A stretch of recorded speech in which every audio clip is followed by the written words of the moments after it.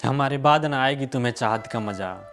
तुम जमाने से कहते फिरोगे, कोई चाहे उसी की तरह। दोस्तों, कुछ रिश्ते ऐसे हैं कि रिलेशनशिप के होते हैं और वह अपने रिश्ते को बहुत ईमानदारी से निभा रहे होते हैं। वह छोटा बड़ा ऊंच नीच पैसे की भेदभाव नहीं रखते, पूरी निष्ठा और ईमानदारी के साथ अपने फर्ज को अदा कर रहे होते हैं। और जब बात रिजल्ट की आती है तो उनके साथ होता है छलावा, धोखा, ब्रेकअप, और वह बहुत निराश होते हैं। उनको समझ नहीं आता कि मेरे से गलती क्या हुई, मैंने कहाँ चूक कर दिया। और तब वह इंसान भगवान को दोष देता है या खुद से पूछता है कि मेरे साथ ऐसा क्यों हुआ, मैंने गलती कहाँ कर दी। दोस्तों, अगर ऐसा कहानी आपके साथ है तो यह वीडियो आपके लिए है। दोस्तों, अगर आध्यात्मिक दृष्टि से देखें तो जीवन एक लीला है। आपको स्टेज पर कौन सा फर्ज अदा करना होता है, अपने किरदार निभाना होता है, यह सिर्फ आपको मिला है।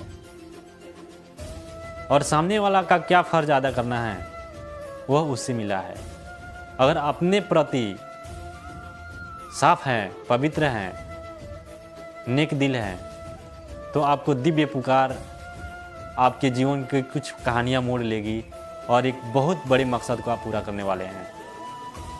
आप निराशा ना हुए, जीवन को एक लीला समझें। अगर भगवान श्री राम के जीवन से समझें, राजा के बेटे थे, माता सीता से उनकी शादी हुई, राजगद्दी पर उनके राज तिलक होने वाला था, लेकिन कहानी मोड़ लेती है। मंथरा के चलते उनके जीवन की कहानी बदल जाती है, उनको वनवास मिलता है। लेकिन श्री राम पवित्र भाव से,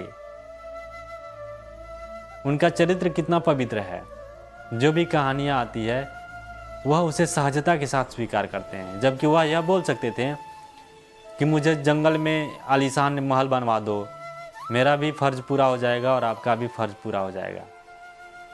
लेकिन उन्होंने ऐसा नहीं कहा, वह नियति को सहजता से स्वीकार किया। और उस वनवास में अहिल्या, माता सबरी, केवट, भीषण, हनुमान जी, सुग्रीव, रावण, सबको तो तारना था। और उस जीवन की लीला को सहजता से स्वीकार किया और उसे पूरा किया।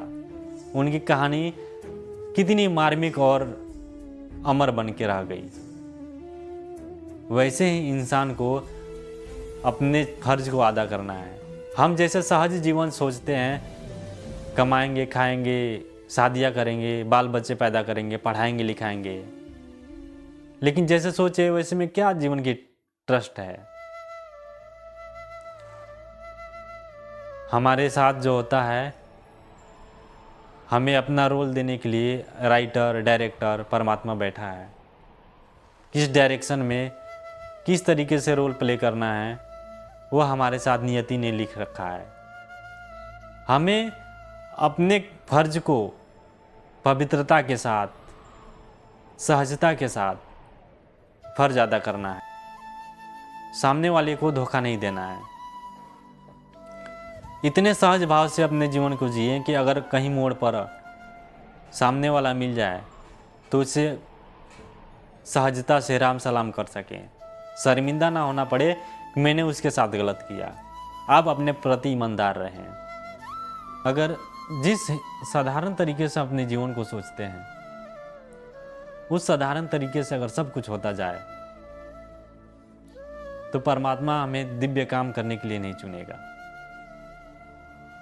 अगर मोदी जी के बारे में सोचे तो अगर उनका शादी हुआ था, उसी पारिवारिक जीवन में अगर जीते रह जाते तो आज उन्हें कौन जानता। देश दुनिया में बड़े बड़े काम करने के लिए उन्हें चुना गया। तभी उनकी कहानी में कुछ मोड़ हुई होगी, ब्रेकअप हुआ होगा कि वह संन्यास ले लिए।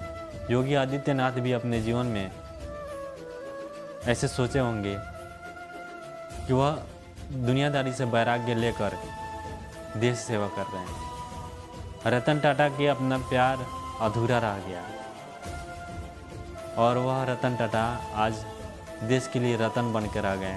बहुत बड़े काम किए लोगों के लिए, सरकार के लिए, देश के लिए।